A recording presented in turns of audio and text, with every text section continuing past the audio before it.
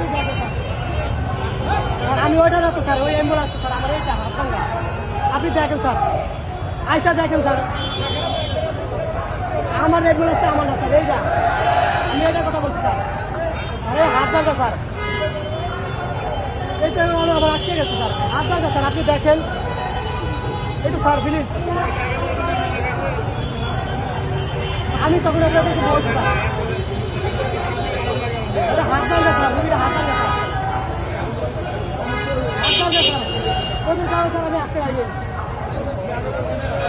আমি তো বলছি স্যার, আমার এইভাবে